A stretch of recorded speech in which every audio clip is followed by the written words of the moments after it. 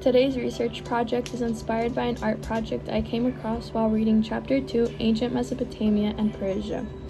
The specific art object caught my eye because of its long, cone, cylinder-like form with, of course, big open eyes.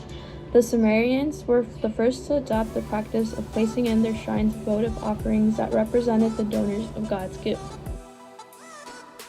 Before moving on, I think it's best to understand what votive means. Votive is consisting of or expressing a vow, wish, or desire. A votive prayer offered or performed in fulfillment of a vow or in gratitude or devotion. The Sumerian votive statuary, it shows two figures, a male and a female, with hands pushed together holding a beaker, and of course its famous oversized eyes. These figures can range from a foot to 3 feet. If we focus on the female figure, we can see that it is shorter than the male figure and has characteristics like black hair, long tunic, drapery over left arm, and the wide open eyes. Now looking at the male figure, which is a bit taller, we can see that the characteristics fall under the same somewhat categories, like black beard, long black hair, long tunic, and of course the wide open eyes. The oversized eyes that were portrayed on sculptures like these symbolize the perpetual wakefulness of these substitute worshippers offering prayers to the deity. The beakers that the figures hold were used to pour libations for the gods. Looking closer at the materials used, we can see that the eyeballs were made of shells and the irises were made of black limestone. It was held in position by bitumen, also used to paint the hair and beard.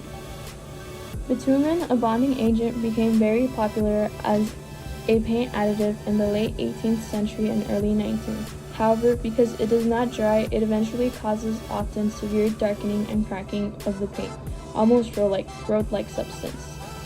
The meaning and importance of the Vulture statues was because the sanctuary of Sumerian temples was an area of limited access. By dedicating a votive statue, an individual could have an embodiment of themselves present in the temple. Almost like now, how in the present we take votive candles to light up for multiple reasons. I find it so interesting that we have progressed from statues to candles to show our dedications or offerings to God. Some last-minute facts that I found interesting was that their wide eyes allowed for continuous eye contacts with the god. So it was another reason why their eyes were so big and wide all the time, and why they did it that way. Another fact is that their arched eyebrows showed wealth and emphasized the eyes, which showed the donor's devotion to the gods. So it really showed that they were in it for God, not just for selflessness or other reasons. Their tilted upward head shows their lower status since the gods are above them. And lastly, the stocky body shows strength since their statue did have to be standing up 24/7, 375 days. And the bonus fact is that the more simple the statue was, the better, because it made it seem like the person was humble and had more time for God and praying rather than making themselves look more detailed as if they were higher up than God.